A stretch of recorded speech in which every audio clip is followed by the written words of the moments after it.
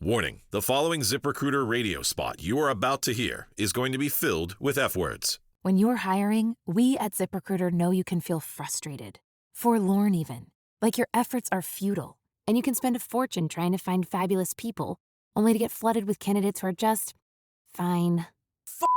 Fortunately, ZipRecruiter figured out how to fix all that. And right now, you can try ZipRecruiter for free at ZipRecruiter.com/zip. With ZipRecruiter, you can forget your frustrations because we find the right people for your roles fast, which is our absolute favorite F word. In fact, 4 out of 5 employers who post on ZipRecruiter get a quality candidate within the first day. Fantastic. So, whether you need to hire 4, 40, or 400 people, get ready to meet first-rate talent. Just go to ZipRecruiter.com/zip to try ZipRecruiter for free. Don't forget, that's ZipRecruiter.com/zip. Finally, that's ZipRecruiter.com/zip. We have the tech to get food delivered in 15 minutes, but we all have horror stories about buying tickets. The Game Time app gives fans the advantage. Get amazing tickets in just a few taps. Fees are included, so what you see is what you pay. And the Game Time guarantee means authentic tickets at the best price every time. Take the guesswork out of buying tickets to concerts, sports, comedy, and more with Game Time. Download the Game Time app and create an account for $20 off your first purchase. Terms apply. Think of what this kid's going through and what a year it has been. No rookie goaltender this year had more wins than he did with 29, and he's about to win another playoff game, and he's smiling. Big smile. A fan had a stop sign with Dobish on it, and this building came to its feet. Welcome to 32 Thoughts, the podcast presented by your Canadian Toyota dealers and the 2026 Tacoma. Get yours before red tag days are over. Dom, Elliotte, and Kyle back with you. Elliotte, you and I are in Montreal, where it was Mother's Day madness on Sunday night. Game 3 between the Canadiens and the Sabres. It was a wild one. The Canadiens, a big win to go up 2-1. Lindy Ruff said in the morning he would love to shut the crowd down by getting one early. They got that. Tage Thompson, 53 seconds into the game. Mm-hmm. But what was amazing, Elliotte, in watching how the night ended, the love affair between Jakub Dobish and the Montreal faithful that continues to grow.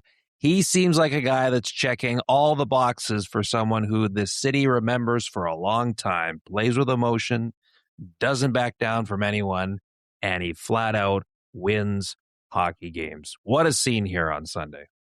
Incredible scene. First of all, hope all the mothers out there had an awesome Mother's Day, a special day where they were treated and felt like the goddesses they are.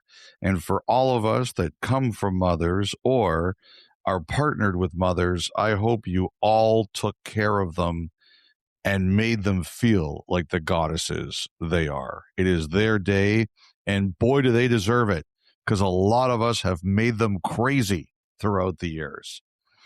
It was a fantastic night. And, you know, I have to say, Kyle, even when Buffalo scored that early goal, I didn't think Montreal was in trouble. I agreed with Lindy Ruff. I agree with you.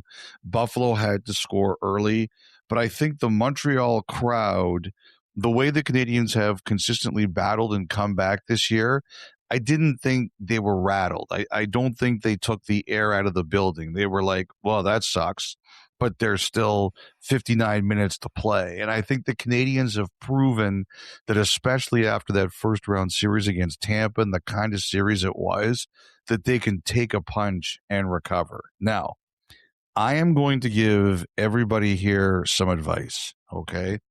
It's free advice. Take it. If you can get a chance to watch Lane Hudson play, go see it. Spend the money on the ticket. Go watch him. TV does not do this guy justice. Of course, we do an elite production job at the NHL and Sportsnet and Hockey Night in Canada, of course. But still, it does not do justice to go see this guy play. The keep-in he made on the first power play that led to a goal, just all the little plays he makes, you have to go to a game and spend the game watching him to really appreciate how good this guy is. Now, this year, it was a brutal year for the Norris. I'll be honest, he did not make my final five. But I can tell you this might be the last year for 10 years he doesn't make it. And I'm making this prediction right now, Kyle. Right now, he is going to win multiple Norris trophies, not just one, and maybe not just two. He is going to win multiple Norrises. So, first of all, do you disagree with anything I have said? Not in the least. Good. Then you can continue as the co-host of this not podcast. 5, not 6. Could be 7. Could be 7. Yeah. There's a famous quote. The first year Bobby Orr showed up, the Norris winner was Harry Howell. And after he won it, Howell was a great defenseman, Hall of Famer, played for the Rangers. He said, I'm glad I won it this year because Orr might win it for the next 10 years. And he was pretty much right. He won it for the next decade. Yeah, Howell was not wrong about that. I don't think that'll happen, but he's going to win a couple. Can I tell a quick Hudson story here before you continue? So his first ever game in the NHL at the end of the season in Detroit, and we were doing the game, it was a Monday night when we still did the Monday night games. Alex Lyon actually told the story the other day because he was playing for the Red Wings at that time. And so he remembers before the game, they're going over video. They're like, all right, Montreal's got this kid, Hudson, playing his first game, like dump it into his corner, just pressure him, go at him, like his first game in the NHL, he's going to be nervous. And I guess after the first period, guys are going at him and he's, shifty around the ice, walking around guys. First intermission, they get back in the room and they're like, yeah, maybe we don't pressure him that hard. Maybe just try to contain. Maybe contains the move here. Let's not go right at him. He seems to be okay with that. That was excellent. That's a great story. Outstanding story. Excellent. So one thing about Hudson was I spoke to him after the game quickly. I was with David Amber and we waited till his scrum ended and then we spoke to him. And I said, okay, you're back in the film room, like that thing we did before the playoffs with the Lightning. I said, what are you thinking on that Caulfield goal? And Kyle, this kid's brain is elite. Oh. And not only is his brain elite, but the way he explains it to morons like myself is elite. So he says that Greenway was coming at him, and he says if Greenway lunges at him, he shoots the puck between his legs. That's what he's going to do. But because Greenway slides, he knows now he can take the puck past him and skate closer and make a play. And I said, did you always see Caulfield? And he goes, actually, first I saw Demidov. I saw Demidov there. And then I saw Caulfield. So just think about this. Like, I know it's a power play, so it's 5-on-4, but he's still doing this at great speed. And he's think of how quickly he's processing all these decisions. Okay, Greenway is going to lunge. Oh, no, he didn't lunge. He slid. So I'm switching from this plan to this plan. Oh, there's Demidov. No, wait, there's Caulfield. And he makes a perfect play, and Caulfield puts it in. Like, this kid's brain, he's like Einstein. It should be preserved in a jar just for a billion years. And I said to him, I understand you don't want to give away all this stuff all the time, but you should be doing YouTube videos of what you're thinking so kids can understand how you do this. And then I looked at Amber and I said, you are far smarter than Dave and I put together. He liked that. He thought that was funny. But it's just, I love watching him play. I think everybody should go watch him play. And the thing I also really do appreciate it about him, Kyle, is that when the game's over, if someone asks him, what are you thinking? He'll tell you. He's really incredible. He really is. Yeah, and it was the same thing like after he scored his overtime goal against Tampa last round, talking to him the next day and similar, just getting the breakdown of like how on earth did you see an open there? Because remember there was that great freeze frame where it looked like there was 30 people in between him and Andrei Vasilevsky and somehow Yes. the shot gets through clean. Just a marvel. And again, like you think about as big as that play was, Elliotte, in the moment, I mean, that's in the second period. That's one of 6 billion plays that Hudson makes here on Sunday night. And then for him to be standing in the dressing room afterwards and you ask him and he goes like, his mind is right back there, like frame by frame, taking you through what he saw from his perspective there. It is fascinating. I mean, even just little things for any player, it still blows me away when, you know, the interview and the intermission of, you know, take us through what you saw in your goal and the things that they can recall there.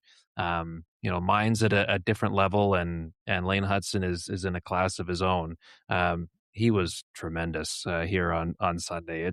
It's really been something to watch because you can tell this is a guy, and you've heard stories about him all the way through. I mean, he wears anything that could be perceived as a mistake or when the team's not doing well. He wears all of it, even if none of it has to do with him. It's just the exact type of brain, the type of engine that, I mean, teams have been searching for years to try to find. That contract too, that contract is going to age supremely. You know, when you look at this series, Kyle, there's just more players in Montreal contributing than there are in Buffalo. It's that simple. 3-3. There's no other way to explain it. You know, Thompson got a goal. That definitely helped. You know, I was chatting with someone during the day, and they were wondering if they're going to have to break up Benson and Doan, Buffalo, because those two guys have been really good. They've been two of their best players, but you're almost thinking if you're the Sabres, you might need to put them on different lines just to get more guys going. Now, I don't know that they'll do that, but it was an interesting idea somebody threw at me. You know, there was people were wondering were they going to take out Lyon. I thought Lyon really battled. Like I don't look at this as being his fault. Like, one of the goals was just a brutal back check by some of the Sabres' best players. They gave up on the play, and Montreal just buried them. The only reason I thought they might take Lyon out is the Sabres had big success when they put him back in game 2 of the first series to get that third period, and then Lyon went on a tear. I wondered if they would put Luukkonen in for the third period just to get him ready for the possibility of starting game 4. But part of me, and Lindy Ruff really defended Lyon in the postgame, which I liked. Oh, didn't even entertain the question. But part of me wondered if Ruff just was looking at the way his team was playing and saying, I don't want to scapegoat him with this. But it'll be interesting to see what they do in game 4. I mean, everybody knows how this podcast feels about Lyon, but I'm kind of wondering if we see a couple of changes. I wonder if Metsa plays on defense.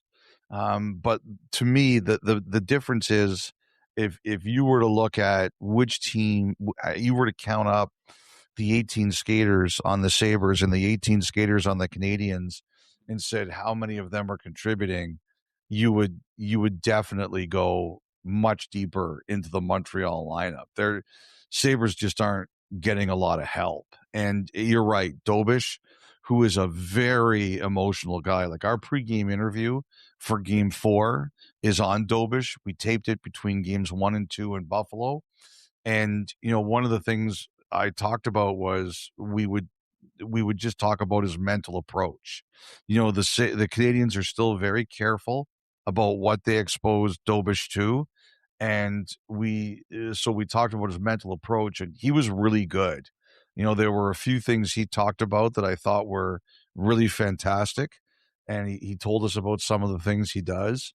And I'm looking forward to that piece. I think it has a chance to be really good, but he really rides the wave. Like he feeds off the emotion, and you could really see it. He made some huge saves when that game was still a game. You know, it was 4-2 at one point. It was an uphill climb for the Sabres, but it wasn't guaranteed by any stretch of the imagination. I thought he was really good, and the Sabres just have to match this. That is the difference. There's just not enough of them going.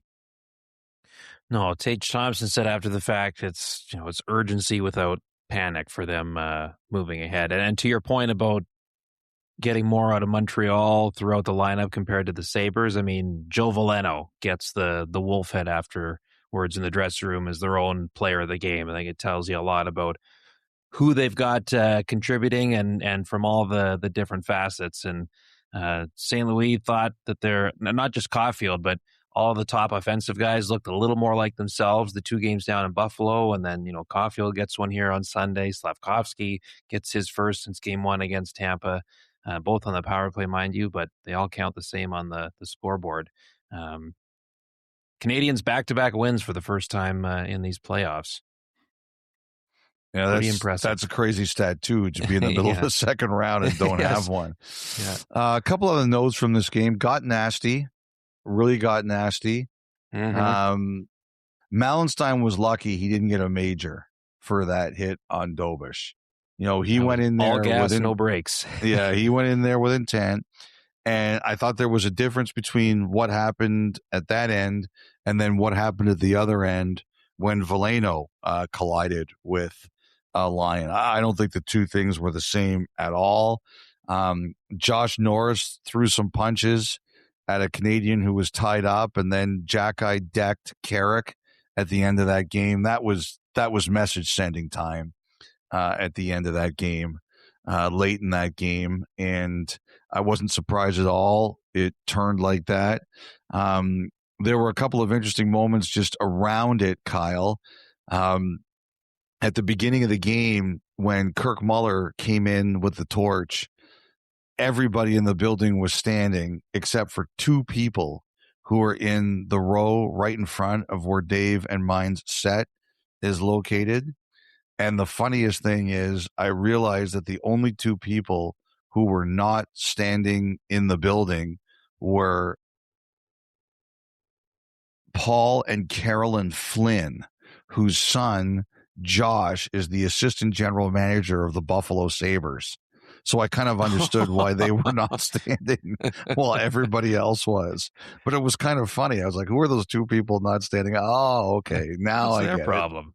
What's their problem? Now I know what it was. It was pretty funny. So we interviewed Kirk Muller in the first intermission. He was the torchbearer coming in. And Kirk Muller had a friend of his named Pat Murphy there with him. He drove with him in from Kingston for the game. Muller, by the way, has 6 grandkids now. I was like, you look terrific. He goes, that's because I'm chasing all my grandkids around. But his friend's name was Pat Murphy, and he was wearing a Kirk Muller jersey. And I was like, nice. And he goes, look. And he lifted up his Kirk Muller jersey to reveal another Kirk Muller jersey. I was like, what? I was like, what is this? He says, yes, this is my current team Kirk Muller jersey. Underneath it is my 1993 Kirk Muller jersey. So he was wearing both Kirk Muller jerseys, but he doesn't want the 93 one to get stained or damaged in any way. Oh my gosh. That's like Lloyd on Dumb and Dumber. Here, why don't you take my extra set of gloves? My hands are starting to get sweaty. It was hilarious. I couldn't stop laughing.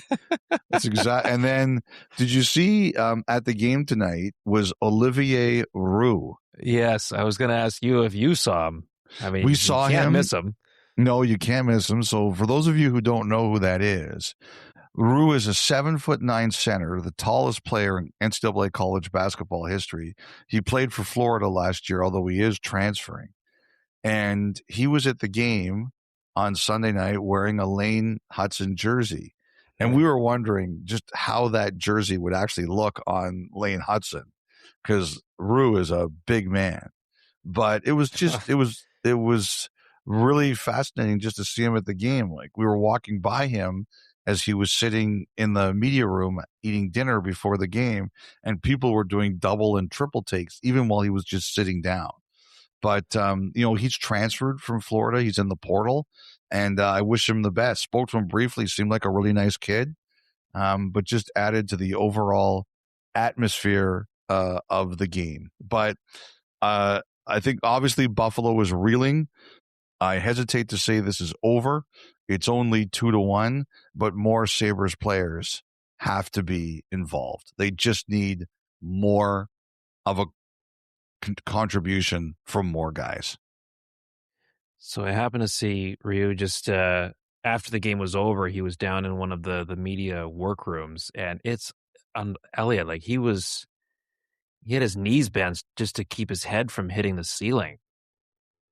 Like He's a big man. Like it was unbelievable to see in person. It was fascinating. That was you should have known Hudson was having a big night when you saw the biggest man in the building wearing number 48. It was a good omen for the Canadiens and the basketball player that grew up just outside of Montreal. Good stuff. Also, by the way, Kyle, in this game, I was hoping you were going to interview Kirby Dach because I had a story for you. Okay. What was it? So I asked Kirby Dach, okay, if you do anything tonight, what's your mother's name? And he goes, Hillary. And I go, will she be here tonight? And he goes, oh, yeah, my mother's here. My dad's here. He named a couple of other people. He says, my sister's here, her boyfriend. And he goes, but Colton's not here. I go, Colton's not here. Why is he not here? Because he had to stay home and take care of the dog. I go, I'm like, what? He goes, oh, yeah, he'd rather do that anyway.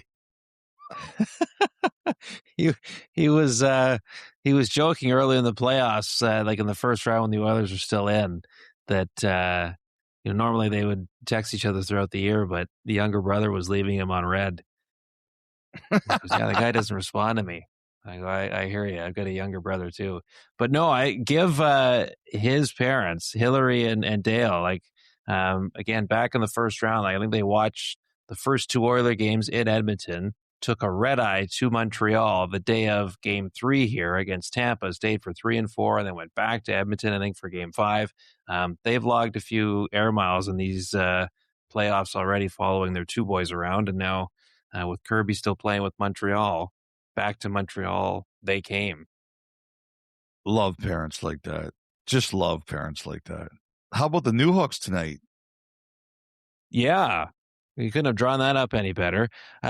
Heartbreaking for Abby and the Boston Fleets. I mean, Jesus, just a last moment killer in game number 3 against the Ottawa Charge, and then double overtime to end their season on Sunday. Because I think the plan was, whether it was the whole team or Abby, one way or another, after game 4 of their playoff series in the PWHL, because it was an afternoon game Sunday. Yep. She was going to try to get to Montreal for at least maybe the third period of the Canadiens game on Sunday night. But of course, double overtime eliminates that opportunity, and then they lose and their season's over. So changes the vibe completely. But other than that, it was a great setup having Alex's mom on with you and Dave in the pregame show, and then 2 more goals for Newhook in the game. He's on fire. He's on fire. But we should also shout out Renaud Lavoie, who was not allowed to work by his doctors, but was at the game. And yes. And he got a big ovation in the media room at the end of the game. And he was telling me just the amount of people who called him just to make sure he was okay. And, there's a lot of great people in this sport. That's his story to tell about who called, but he was really blown away. And there's a lot of great people in the sport. Nice. It was great to see him. Okay, so that was the story in Montreal early on Sunday evening. Late Sunday evening out in Anaheim, the Ducks have evened their series with the Vegas Golden Knights, all square at 2. No Mark Stone in this one. For Vegas, Mason McTavish did draw back into the lineup. For Anaheim, Alex Killorn thought, after they won game 2 on the road, that maybe their group was guilty of getting a little comfortable, thinking that maybe things were going to come easy. It was a humbling result for them back at home in game number 3, but another impressive response. I don't know if we can say that they're like the Montreal Canadiens of the West, but they're another young team that is learning and figuring things out in the most high pressure of circumstances of the year, and all square with Vegas and full value for it through 4 games of this series. Yeah, great game. And, both teams made changes. Vegas made one they had to unwillingly. Mark Stone out due to injury, and we won't know how long that is. Hopefully it's not long. I hate injuries in the playoffs. And as you mentioned, Mason McTavish returned, as did Olen Zellweger, who got a chance to play. They changed their bottom pair. Ian Moore, who had a great series as a forward against the Oilers, played defense with Zellweger in this one. And, I'm not surprised that Vegas kind of wasn't the same without Stone there. This was one that I saw the shots, I guess sometime in the second period, they were like 15-10. And I was like, oh, one of these games again. But Stone obviously is a huge loss if they don't have him. I think the one thing for Vegas, and again, we've talked about this a lot with Vegas, the longer the series goes on, the better you expect them to get. I think if there's one thing you're looking at this, you're hoping is your silver lining is that Hurdle scored late, right? And you're just hoping that he comes out and that gives him something, and maybe he goes on a bit of a tear here, because you could see they moved Dorofeev up to the top line, and he's dangerous. He scored on the power play, but I just don't know that Vegas creates enough offense that they could withstand Stone being out for a long time. Anytime you lose a top player like that, you're really going to struggle. But Vegas, I think, especially for them, he is so important for them. And I just didn't think Vegas was as dangerous as they usually can be. And the amount of this one that I watched, I did get to watch a good chunk of it. I think as Killorn kind of said, you're worried, will the Ducks crumble after the way they got embarrassed in game 3? And they most certainly did not. I thought they were pretty good. I thought they were very deserving of the victory. And again, though, as I've said, if you're them, you have to watch for Vegas to get better as it goes on. This is also the second time in the playoffs, Kyle, that Quenneville could have made a change in goal if he wanted to. He could have gone away from Dostal and gone to Husso, and he hasn't. He's stuck with Dostal, and this is the second time that he has validated Quenneville's decision. So it's a good sign for them. I hate to pick against Vegas. Vegas is kind of like, to me, that Freddy Krueger / Jason Voorhees Michael Myers movie villain that you don't believe is dead until they're actually dead. Like, you keep thinking they'll come back to life. So even though it's 2-2 and lost, I don't panic about them.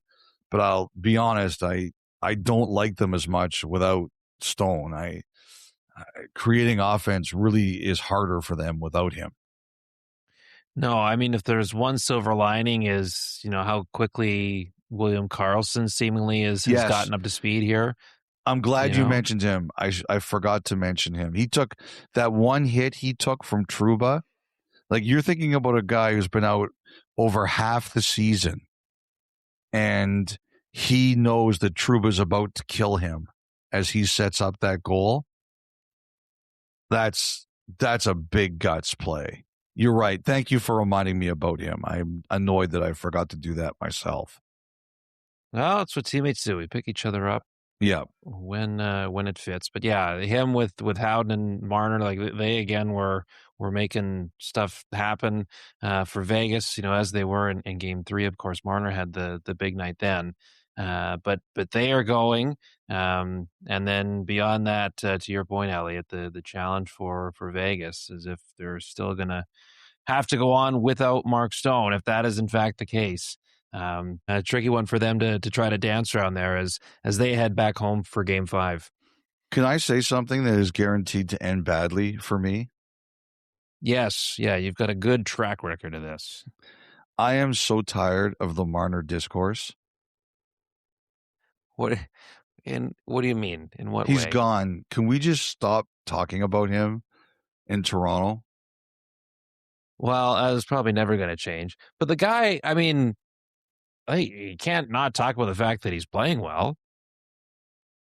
No, you mean the hate? No, that. It's just every conversation about this guy, first of all, he's playing really well. Like, that's not what I'm disputing here.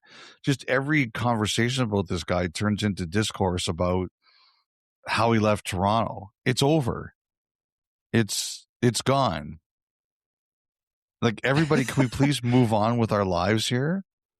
Yeah, but now you're asking for rational, sensible thinking here. And that's not what this is about. That's true. You're right about that. So one of my Leaf-loving buddies was complaining and whining to me about the hat trick he got in Game 3. And I said, if you don't stop this, you know what I'm going to do? And he said, what's that? I said to him, should the NHL give me a vote for the Conn Smythe Trophy as playoff MVP? If you don't stop whining about Marner, I'm going to vote for him first, even if they lose the series to the Ducks. Don't.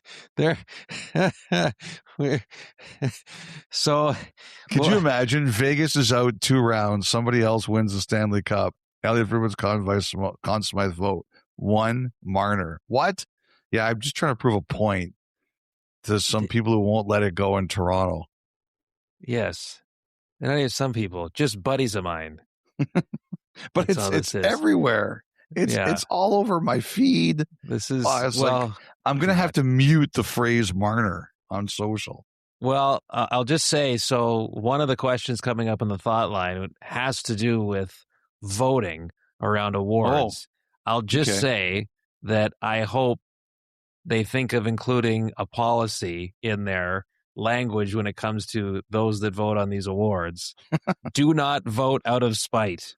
That's right. It is not allowed. Wouldn't even it's not even spite against Marner. It's spite against my friend. I know. Yeah, that's even worse.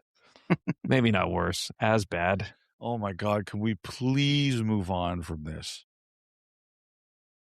Please. I beg you all. All right. We'll see how that... what kind of deaf ears that falls on. Good luck.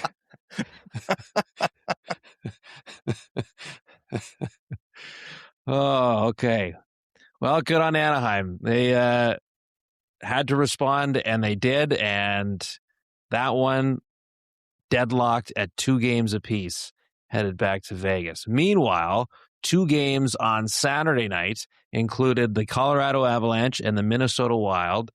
So you talked about Quenneville sticking with Dostal. John Hines stuck with Jesper Wallstedt and proved to be the right call. You had a number of their players saying in the postgame, like, that was how we play. That was Wild hockey.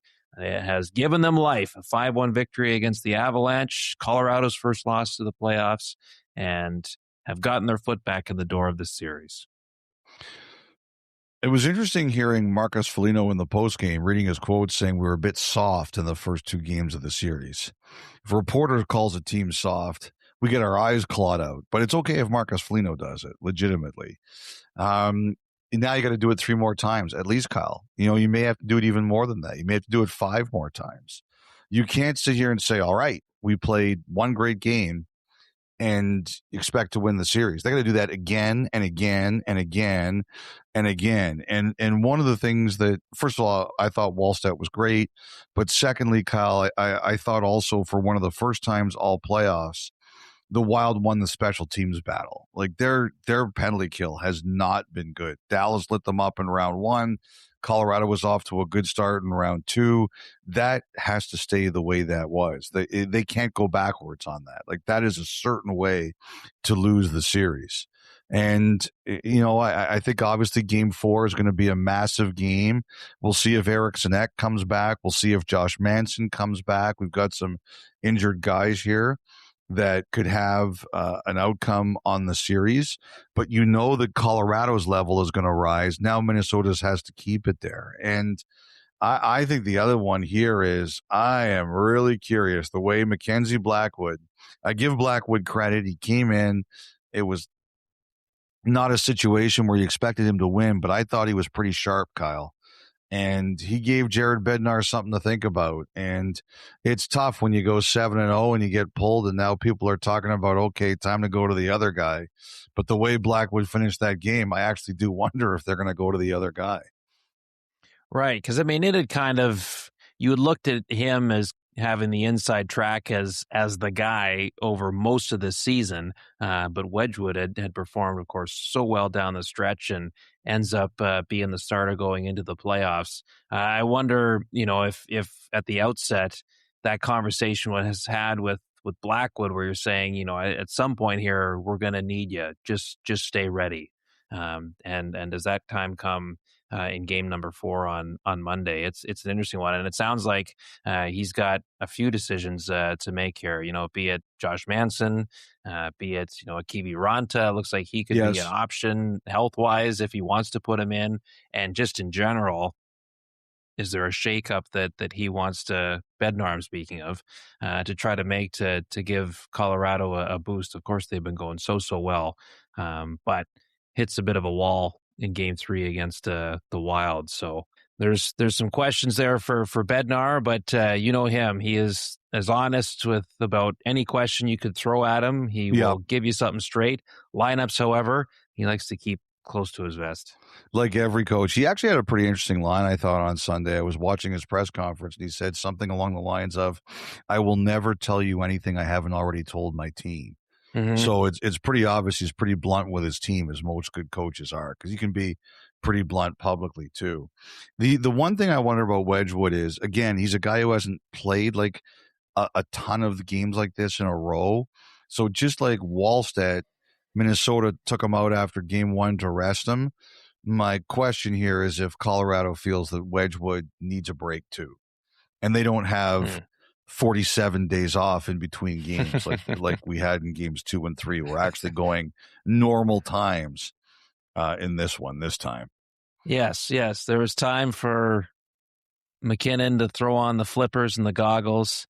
That was incredible, The video of him swimming in the pool. And what was that? The CIA? Like who's doing that? Well, I think like the horse is out of the barn with that stuff. But anyway, the fact that they didn't run away from it, like I thought that was part of the brilliance too. So, but the thing is, do you think that's weird? I don't think there's anything weird about that. No, maybe just because like people are like, that's weird. Pool? I'm like, no, it's not weird. You're weird to think it's weird. What is that commercial that's from? That's the eggs commercial. Oh, that's right. It's the eggs. Not weird. You're weird. Like I'm looking at that, and like who cares? Haven't you seen people with flippers in the pool before? It's been a while since I've seen one in a hotel pool, but maybe at a rec center or a beach. That makes sense. Yeah, thanks for the beach suggestion tips. Yeah, I know that one. Yeah, but like I don't get why people thought that was weird. Yeah, I've seen that many times. Maybe I vacation in flipper-friendly hotels. I'd love to know what those are. But I just love how he owned it. We allow dogs and flippers. Yeah. Yes. Pets and flippers encouraged. He just owned it. I give him credit. I do too. I'm in a public space here. I don't care. You know what I liked? He said, I guess someone pointed out, there were people online defending you, and he goes, I really appreciate the people who have my back. Because I guess McKinnon's got this rep as being like just crazy with all his habits, like the diet and stuff like that. And you can tell he doesn't always like that people talk about this stuff or know this stuff. And so I like that he was genuinely appreciative of the people online who said there's nothing wrong with that. Yeah. It's like, and again, it's insane that people are filming this stuff. I know. I agree. It was like Kevin McAllister in Home Alone, where he's like, "You mind if I work on my cannonballs?" I'm like, no. I just want to know. I have some theories about this. Were they stalking? Was someone stalking that pool for another reason and caught McKinnon doing laps? Yes, someone was like, I just know if I stock at a nice hotel at their outdoor pool, I'm gonna find something. If we've learned anything over the last few months, all I got to do is hang out here long enough, and I'm gonna find something. Somebody is looking to sell drone footage to TMZ, and they got McKinnon and his flippers. Maybe not quite the same payday, but nevertheless. It went viral. You got your moment. Fodder. Yeah, that's excellent. Okay, so Game 4, a big one in that series on tap for the Wild and the Avalanche. And one second-round series is already in the books. History for the Hurricanes, Elliotte. The first team to start 8-0 in the playoffs under the 16-win format. Jackson Blake continues to rip it up. He was the overtime hero. As he said afterwards, he just blacked out when the puck went in. That line has been on an unconscionable run for Carolina through 2 rounds here. They have faced the minimum, Elliotte, en route to the Eastern Conference Final. First Ottawa, now Philadelphia. Sweep, sweep. The Hurricanes are through. You know, people are ripping Carolina for this. At this time of year, you have nothing to apologize for. Nothing. Zero. Someone pointed out to me that the last time under the previous playoff system, which I believe was 2013, the number 1 seeds in both conferences, Chicago, who later won the Stanley Cup in the West. I think Pittsburgh was number 1 in the East, and they lost to Boston in the Eastern Conference Final. Mm-hmm. But both those teams played 8 in the first round and 7 in the second. So, you know, it's not like it's hugely different. But anyway, I don't even care so much about that, Kyle. In the postseason, you get who you get, and you have to crush them. You have to beat them. And Carolina does that. They don't have to apologize to anyone. Now, I think it's good to have a series where you don't play a lot of games and you get some rest.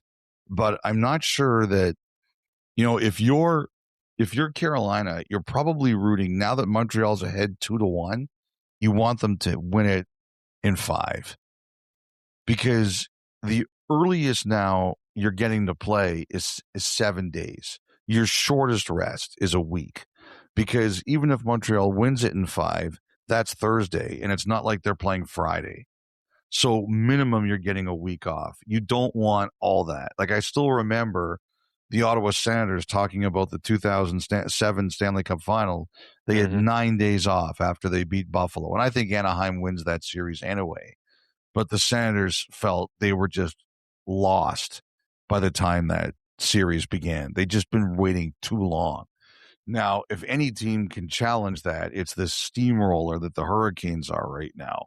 But I don't know. All this whining about 8-0 and they haven't played anybody. You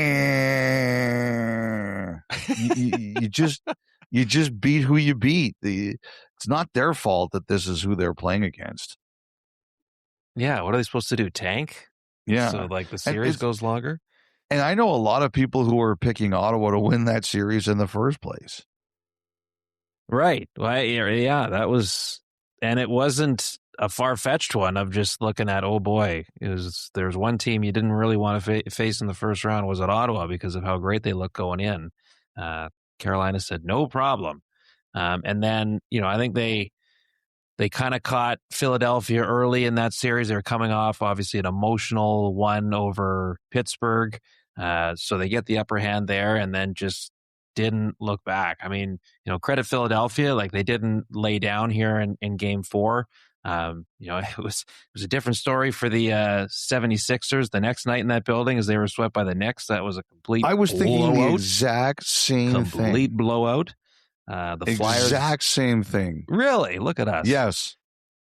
I am so, like, the Flyers get swept and they get a big standing ovation from their fans. And the 76ers get swept and 75% of their building is filled with Knicks fans cheering as the Flyers lose, as the 76ers lose on their home court. Yes. Yeah.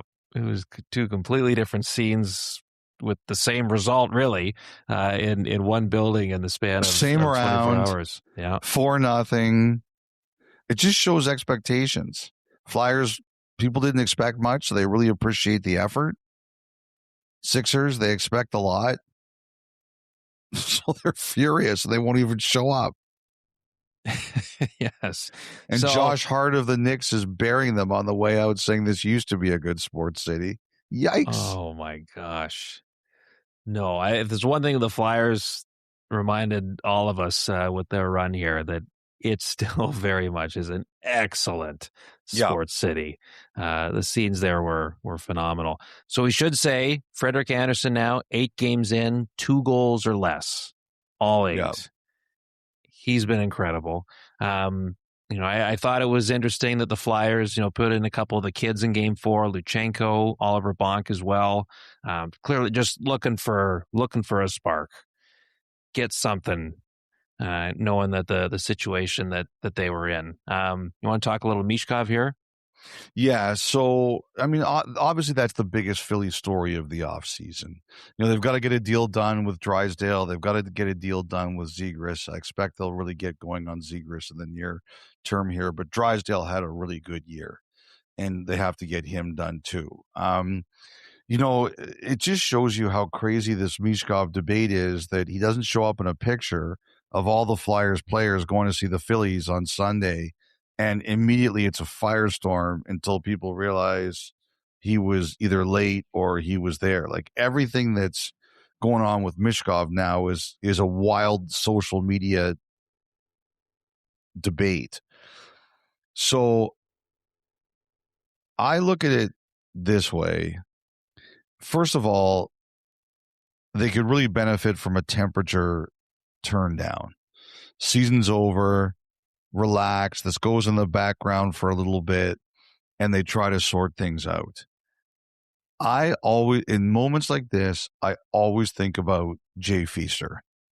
And the reason I think about Jay Feaster was because he was the guy when Vincent Lecavalier and John Tortorella weren't getting along. He said, the two of you guys are going to have to figure this out.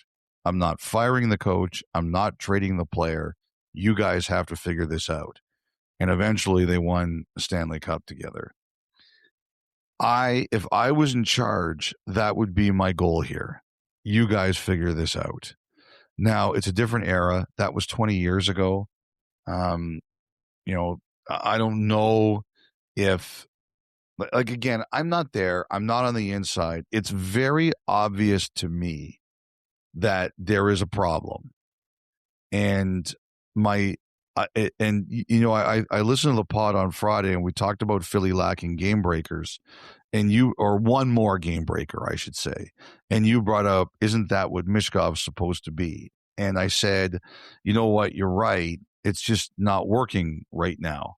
But I remembered another thing I said there, Kyle, and that is, it's always easier to solve your problem than trade your problem, especially in this NHL. And the more I thought about it, the more I thought you were right. And if I was in charge, you would have to convince me why this would have to go into a different direction. I think this. When it comes to Michkov, I still think a few things. He's still young. He's still, as the old saying goes, he's a stranger in a strange land. And he's been through an awful lot, personally and professionally. I think he's way too young to give up on. unless there's something going on there that's so bad that I don't know about, to me, he's still young to give up on. And the challenge is, if you do decide to trade him, you're dealing from a position of weakness. Like, I think that's one of the things that has to be a factor here. Does anybody come to Daniel Briere and the Flyers with an actual legit offer that makes them think? Now, somebody does, the calculus changes, but I also think that, you're in a position where you're probably looking at this and saying, look what happened with Cutter Gauthier.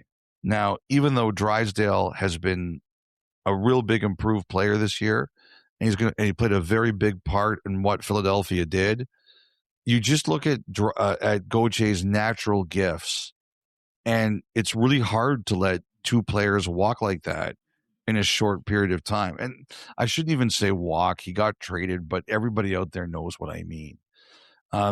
Gauthier was a really good pick by Philadelphia that didn't work out. And Michkov, I still say, was a really good pick by the Flyers. And I just don't think you can give up that easily. I think if I'm Briere, I am saying we have to find a way to make this better. And we as the organization has to be better, and Michkov has to be better. You would have to show me a trade that really made sense for me to do this. And I mean, I think it's incumbent on all the players, everybody. Like, I get the sense here that just watching, and the fact he's been benched a couple times in the playoffs and nobody on the Flyers seems to complain about it, that the players there think that there is some justification to this. So I would look at it as, I would say to the players, I would say to Tocchet, you can't find guys like this. If we're going to move on from him, we better be sure that there is absolutely no chance it works out here for him. And I would also say to Michkov, I'm not going to trade you. So your best answer is to make it, whatever you're not delivering, you have to change that too. Unless somebody brings me something that says you have to trade this guy, that is how I would handle it. So, and there was the stories like right from early on in the year that he didn't come into camp in the best shape.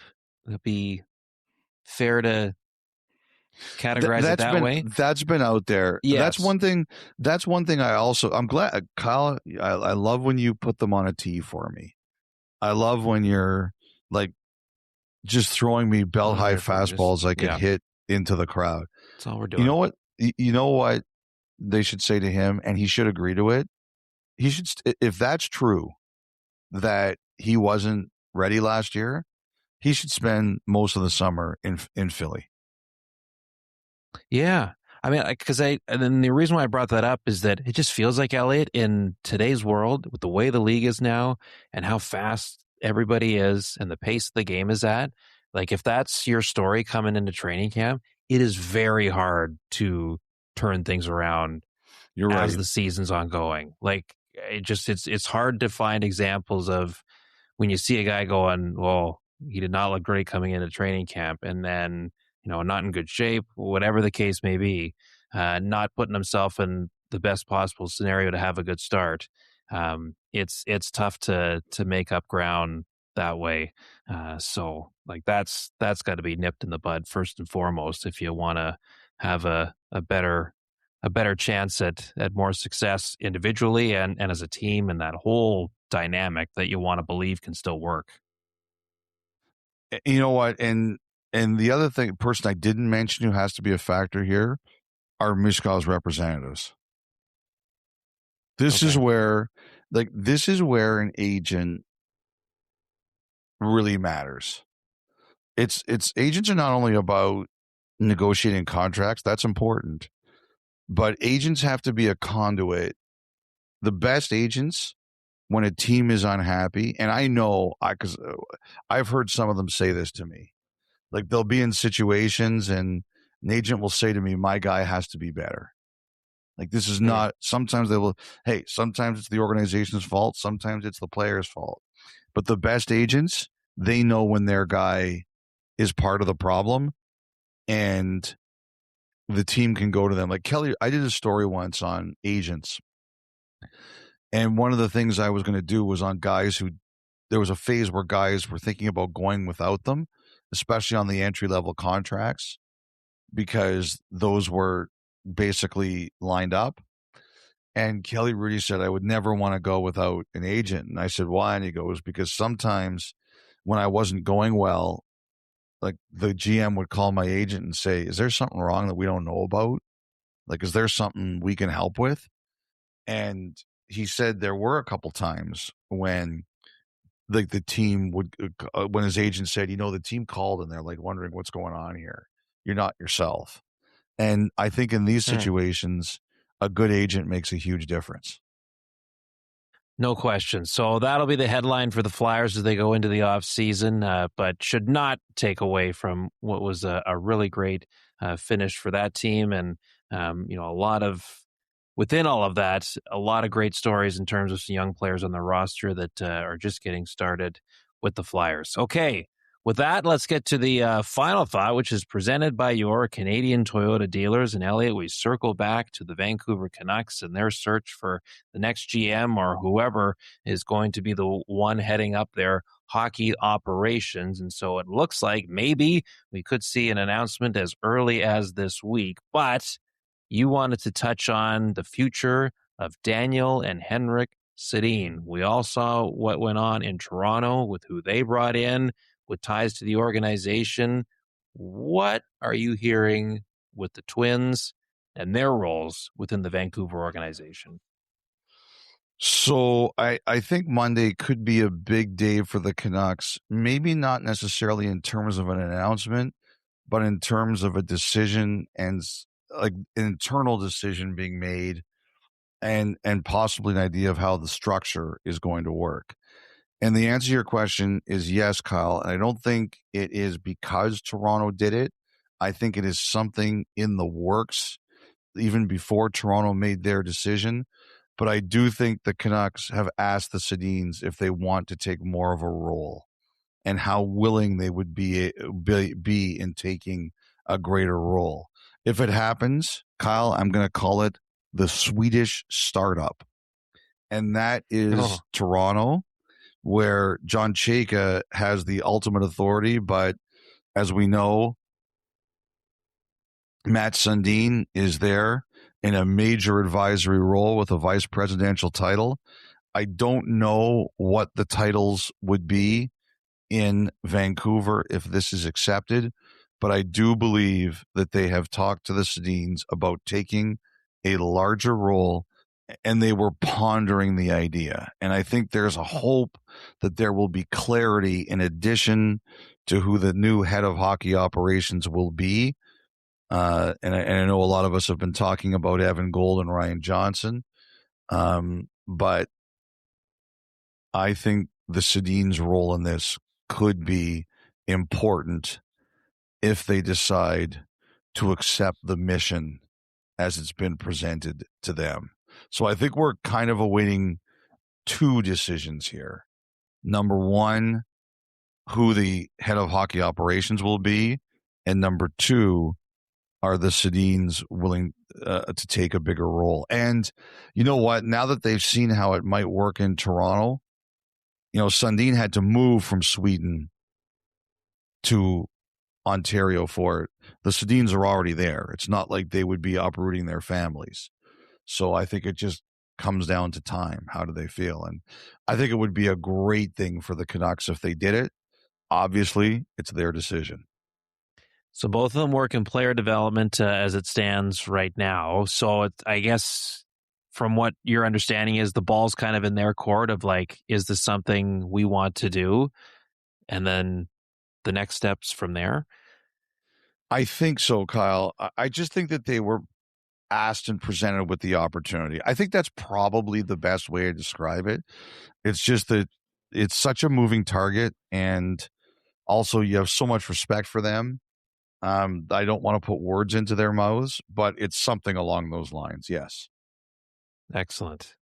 It would make a lot of sense. I don't see how you could go wrong with Yeah. those two guys. I just don't. Yeah. Beloved in that city, as you said, have stayed in that city and bring a lot to the table, as is, I think, in terms of their work with the players in their system.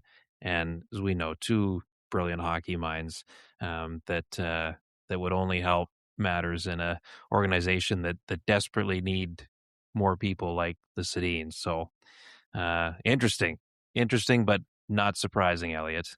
Thank you for that. Okay, anything else?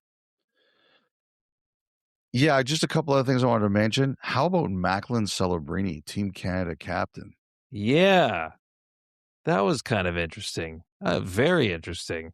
Paving the way for the future of not only him with his club team, though that would have nothing to do with Hockey Canada, but where Hockey Canada sees him in the future. Oh, very impressive. Very deserving, very impressive. You think of who he's on that team with, John Tavares, Ryan O'Reilly, and he's the captain. And you know the thing that's really good about that? Nobody's going to have a problem with it, Kyle. None of those guys are going to complain. Just tells you everything you need to know there. I also wanted to shout out Cam Stewart. Cam Stewart is someone, he's a player agent. He's joined CAA, and I've known Cam a very long time. I have a lot of time for Cam, and I'm just glad that everything has worked out for him, and that's where he's going to be. I think Cam is one of the really good people in the game, and his son is just hilarious. So I just wanted to say I'm really happy for the Stewart family and Cam that he ended up in this situation. Awesome. Yeah, congrats to him. He is a great joy to speak with anytime you bump into him at the rink here and there throughout any hockey season. Great stuff. Okay, that was the final thought presented by your Canadian Toyota dealers. We will take our first break and come back with a brand spanking new edition of The Thoughtline. 32 Thoughts, the podcast, continues after this.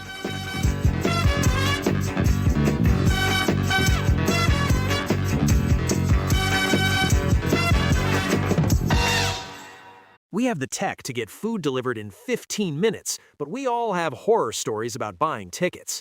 The Game Time app gives fans the advantage. Get amazing tickets in just a few taps. Fees are included, so what you see is what you pay. And the Game Time guarantee means authentic tickets at the best price every time. Take the guesswork out of buying tickets to concerts, sports, comedy, and more with Game Time. Download the Game Time app and create an account for $20 off your first purchase. Terms apply. Warning, the following ZipRecruiter radio spot you are about to hear is going to be filled with F words. When you're hiring, we at ZipRecruiter know you can feel frustrated, forlorn even, like your efforts are futile, and you can spend a fortune trying to find fabulous people, only to get flooded with candidates who are just fine. Fortunately, ZipRecruiter figured out how to fix all that. And right now, you can try ZipRecruiter for free at ZipRecruiter.com/zip. With ZipRecruiter, you can forget your frustrations because we find the right people for your roles fast, which is our absolute favorite F word. In fact, 4 out of 5 employers who post on ZipRecruiter get a quality candidate within the first day. Fantastic. So, whether you need to hire 4, 40, or 400 people, get ready to meet first-rate talent. Just go to ZipRecruiter.com/zip to try ZipRecruiter for free. Don't forget, that's ZipRecruiter.com/zip. Finally, that's ZipRecruiter.com/zip. All right, welcome back. Fresh new edition of the Thoughtline coming your way. Elliotte was in the elevator at our hotel here in Montreal on Sunday morning, along with a group of very pleasant Montreal Canadiens fans from Kingston, one of which asked, "Is Stank Friedman staying here?" And I said, yes, and I gave him your room number. Well, that would explain the strange knocking. That's right. That's why they have deadbolts. I couldn't tell if I was dreaming it or it was real, and I wasn't getting out of bed to find out. Good call. Yeah, that was good. You must have some shout outs over your travels the last couple days. I do. So Dave Amber and I went out late on Saturday night. We went for dinner, and then we went out to a couple of local establishments in Montreal.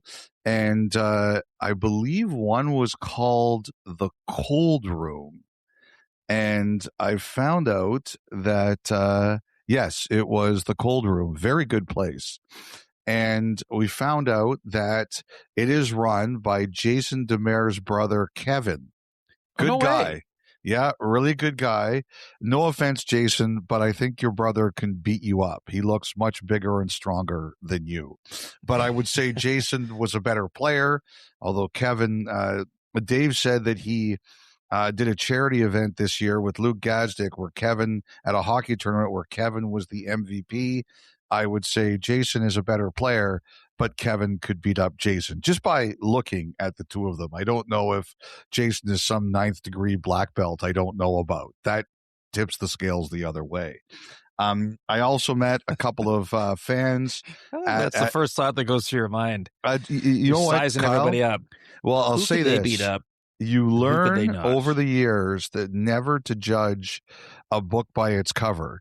Just because somebody may be smaller than you, just because somebody may not be as physically intimidating as you, that doesn't mean they don't know how to kill you with one small move that you're unaware of. No, but I just love that that's like your first thought. It's not like, oh, he seems pleasant, he's respectful, or, it's okay. How would this guy do against He seems very pleasant and respectful, but he could kill me. There's no question.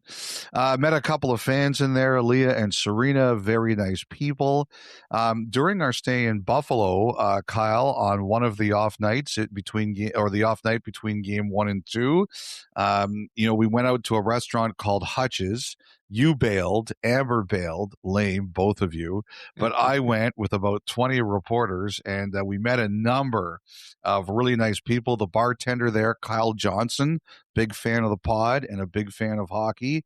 And there was a couple of families there having dinner at a table, and I hope I got all the names right. I wrote them all down, but as you know, Kyle, my printing is not exactly neat. So I was looking at some of the arrows I connected to all these people, and I'm not sure I have this all right, but let's try. There was a Tracy Merritt, very nice lady. There was the Mendel family, Donna, the sister Laura, and the mother Marlene. I did a video for the mother Marlene, who was not there. She is apparently a huge Hockey Night in Canada fan. She had fallen recently and she'd gotten hurt. So we send Marlene our best because she always watches us. And the only negative about Marlene is apparently she's a huge BX fan. Marlene, I'd say nobody's perfect, but you're as close as I get from what your two daughters said about you. They waxed poetic about you for minutes. And connected to this family is Griffin Mendel, a really good hockey player in his own right. Griffin played 4 years at the University of Denver. Then he played another year at Quinnipiac, played in the American Hockey League for a few years, was a member of the 2022 AHL champion, Calder Cup champion, Chicago Wolves, and has played the last 2 years in Kladno in the Czech League. And he was just back from the end of his season there. He's a defenseman. I mean, he's been a pro for 5 years. That's a heck of a player and a heck of a career. And this year, Yager played 6 games for that team, and he was talking about how exciting it was to play with them. There was also Jackie Patterson, who her husband Dave wasn't there, big fan of Hockey Night. And also, this is a name I did not write down properly at the end. I couldn't even read it, but the last name I remember was Reichschlag or something like that. I met the Cassandra, her newborn child Meyer, and the husband Trent. wasn't there. So I wanted all big fans of Hockey Night and wanted to shout them out. I also met at the Buffalo game one night, Kyle, near our broadcast location, Zach Niemanen, who's from Ajax. Zach played hockey at Buffalo State for a few years, and then he played in the SPHL for a couple of years as well. So I met him and his wife, and I believe they had a newborn at the game. If that wasn't you with the newborn, Zach, I apologize, but I remember meeting you and your wife. We also met Kevin Timmins, who's Connor Timmins' uncle from the Sabres. And finally, John and Steve, one of them is married to Rebecca, who I wished Mother's Day to on Sunday, and their young son, Cooper, who I took a picture with outside the arena in Montreal, and I already saw they had an Insta story about it. So a lot of shout-outs, a lot of people we've met, but I wanted to shout them all out. Well done. It's impressive how you keep track of all this. I write it down. As you know me, Kyle, Dave was asking me, he says, you have like 4 notebooks. Like, what is each different notebook you have? And one's my day planner, and one is for the show, and one is for the pod, and one is my quickie, small, tiny notepad I keep with me. Yes. The only problem with that is that I often write things down, and then later I was like, what did I write here? I can't even read it. That happens about twice a day. That's great. Well, you got something resembling a system. Yes. And it's doing enough of a job here. All right. So, to the matter at hand, we will start with something we haven't had in a little bit here on the Thoughtline, a voicemail. Riley from Columbus, Ohio. Hey, Dom, Kyle, and Stank. Riley from Columbus, Ohio, just calling. And with the current ballots, the ballot's not released, but with the finalists for all these trophies coming through, I was just wondering if there's any way that the league or the different bodies that house the people who vote on these awards, is there any way that they make sure that these people aren't either betting on them or even rigging a ballot to make it so that an outcome is more likely than others, you know, with the prominence of sports betting, especially the past years or so, and now with things like Poly Market and Kalshi and all that, I was just wondering if the league is looking into problems like that. Thanks, guys. Take care. 2 things. Number 1, Kyle, it took me 4 seconds into that call to know why you picked it. Yeah, it was a good question. Secondly, Riley, that is a great question. A great question. Because, yes, years ago, I'm no longer on it, but years ago, I was on the committee I was on like the voting committee. So not everything is voted by the Professional Hockey Writers Association. For example, the GMs vote on the Vezina, and the Broadcasters Association votes on the Jack Adams. But the professional hockey writers vote on most of the other ones. And I used to be a member of the voting committee.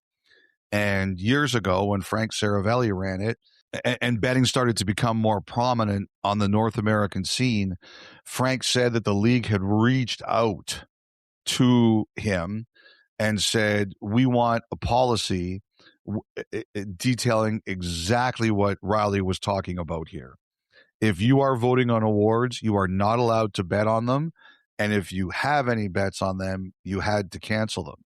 And I remember that year, I didn't even think of it, but I had placed a bet on someone to win the Norris. Now, I can sit here and tell you I wouldn't let that affect my vote, but you shouldn't even have the conflict of interest. It shouldn't exist. And I remember when Frank brought it up, I disclosed it right away. I said, look, I have one and I'll cancel it right now, which I did. And, you know, the good thing about that is the person I had bet on that year wouldn't have even come close, but you shouldn't even have the impropriety. Now, I don't really gamble aside from just with my friends and sports pools and stuff, but there is a policy now that if you're a voter, you cannot place a wager or you have to recuse yourself. And Riley, I think that's a great question. You don't want that conflict of interest. And I'll say that this situation was probably about, I'm going to look at it right now because I could probably tell you how long ago this was. It was a few years ago. It would have been, I'm going to bet you that it was in 2020. I thought you don't gamble much. Yeah, that's very good. I'm going to say that was in about 2020 that happened. Okay. So that was around the time that, gambling really kicked into high gear in North America. It's a great question, Riley. It was brought up, and you are not allowed to bet on winners or place a wager on winners if you vote.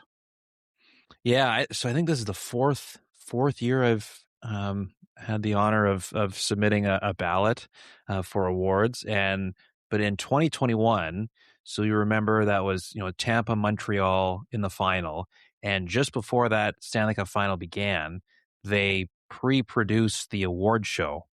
It wasn't, obviously at that time they weren't holding it live at some venue. It was like a half-hour pre-produced show, and I was asked to help host it along with, I think, Kenny Albert was the other. And so, of course, you're going through the script and you see like all the winners of the awards. And it's like someone actually joked with me, like going, hey, if you want to make a quick buck, you know who the winners are. And I'm going, yeah, like obviously I know they're joking, but I'm going, that ain't worth the risk. There's no chance I'm even considering doing something like that. But it's good. So how much did you make? Yes, that's right. Exactly. Yeah.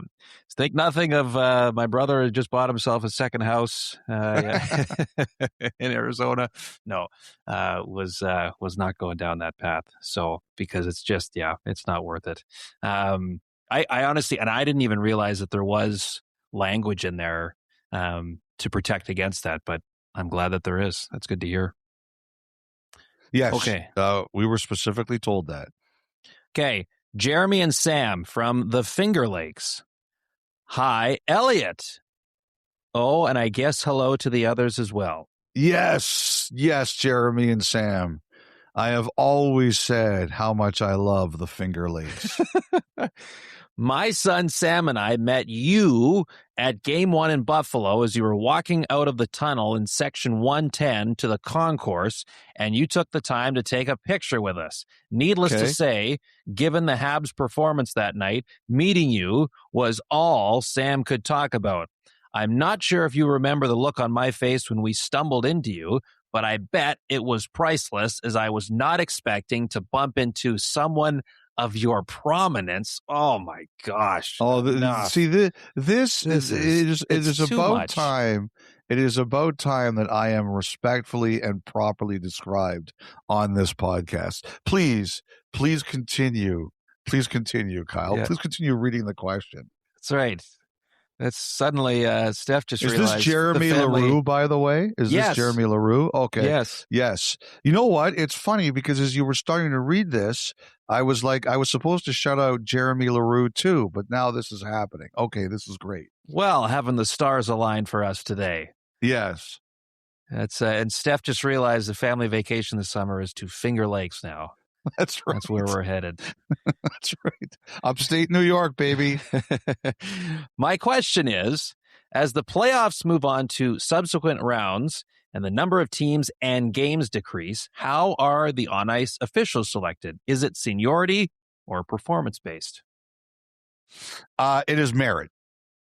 They make the decisions based on merit. Basically, at the end of the regular season, they decide who moves on to the playoffs, and round by round, they decide who keeps moving on. One quirk in that, by the way, Kyle, is that if a referee or a linesman announces their retirement or that season will be their last, they get one last regular season game. They get to pick who works with them, and they get to pick what city it's in. They don't work the playoffs.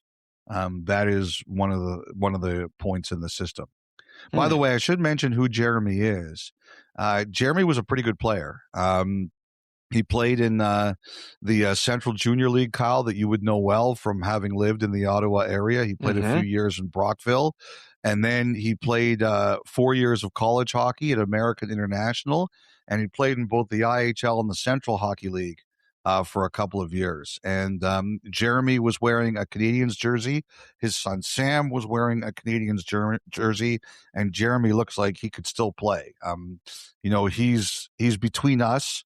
I'm in my 50s, you're in your 30s, and he's, I think, 45, and he still looks pretty good. So Jeremy, great hockey player, bad judge of character. That's what we've learned here. And the other thing, too, about, of course, playoffs with the officials, that with each playoff game, there's a standby official at the rink. So there's 5 that roll into the rink each night. Last one here. Edward from Salt Lake City. Hello, Kyle and Elliotte. If Carolina gets to and wins the Stanley Cup, I believe Jordan Staal, he is like one of the ultimate go-to quirk stats subjects, eh? I believe Jordan Staal will set the record for longest time between winning his first and second Stanley Cup. He won in 2009 with the Penguins, and in 2026, that would make 17 years. Chris Chelios currently holds the record at 16, having won with Montreal in 86 and Detroit in 2002. Great work with the podcast. Been following the NHL since 1974 when Tim Ryan and Brian McFarlane were on NBC. So the first name I actually jumped into my head, and it would not be as long as that, Kyle, was Bill Guerin. Yes. Because Bill Guerin, I think, was 14 years. He won in 1995, and then he won in 2009. But that wouldn't be as long as even Chris Chelios.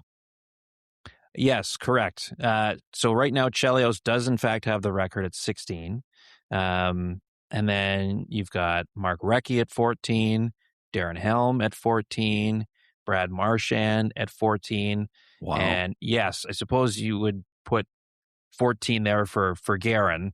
If you're looking at it at seasons, of course, you lose one due to the lockout in 04-05. But yes, 14 still counts. Gap. I agree. And then it's funny, Craig Ludwig and Brian Strudlin are both at 13, and they won their first and second together, right? With Montreal in 86 and then together in Dallas in 99. Hilarious. Yeah, that's funny. Yeah. So right now, Chelios stands atop. That. Mm-hmm. But Jordan they're Staal a steamroller. Yes, they do not lose. And, they got ample time to get ready for the next round.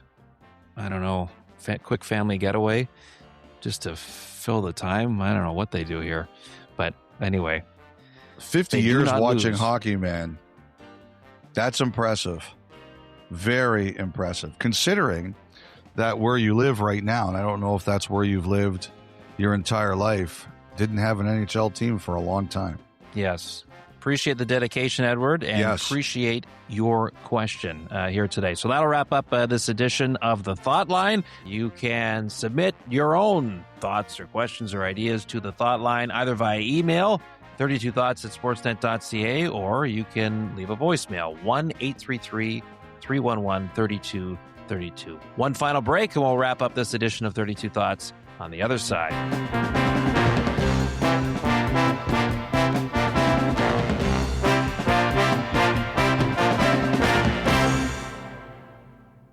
We have the tech to get food delivered in 15 minutes, but we all have horror stories about buying tickets. The Game Time app gives fans the advantage. Get amazing tickets in just a few taps. Fees are included, so what you see is what you pay. And the Game Time guarantee means authentic tickets at the best price every time. Take the guesswork out of buying tickets to concerts, sports, comedy, and more with Game Time. Download the Game Time app and create an account for $20 off your first purchase. Terms apply.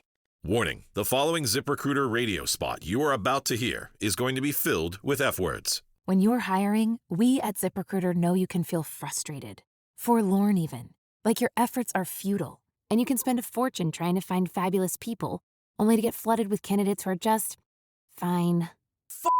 Fortunately, ZipRecruiter figured out how to fix all that. And right now, you can try ZipRecruiter for free at ZipRecruiter.com/zip. With ZipRecruiter, you can forget your frustrations because we find the right people for your roles fast, which is our absolute favorite F word. In fact, 4 out of 5 employers who post on ZipRecruiter get a quality candidate within the first day. Fantastic. So, whether you need to hire 4, 40, or 400 people, get ready to meet first-rate talent. Just go to ZipRecruiter.com/zip to try ZipRecruiter for free. Don't forget, that's ZipRecruiter.com/zip. Finally, that's ZipRecruiter.com/zip.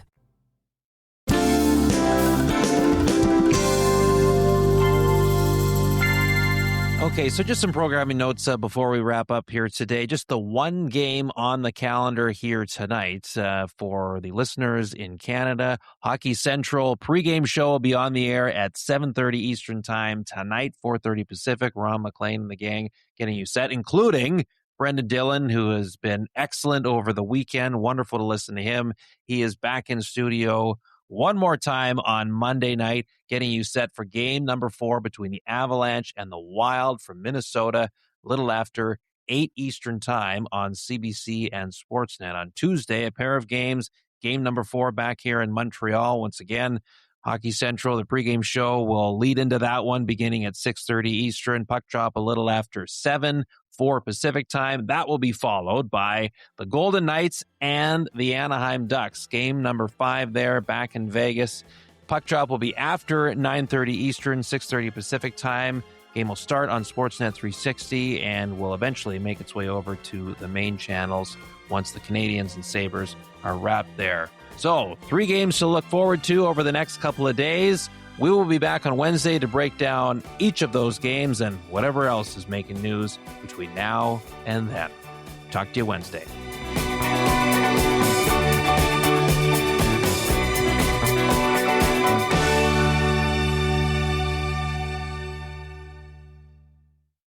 We have the tech to get food delivered in 15 minutes, but we all have horror stories about buying tickets. The Game Time app gives fans the advantage. Get amazing tickets in just a few taps. Fees are included, so what you see is what you pay. And the Game Time guarantee means authentic tickets at the best price every time. Take the guesswork out of buying tickets to concerts, sports, comedy, and more with Game Time. Download the Game Time app and create an account for $20 off your first purchase. Terms apply.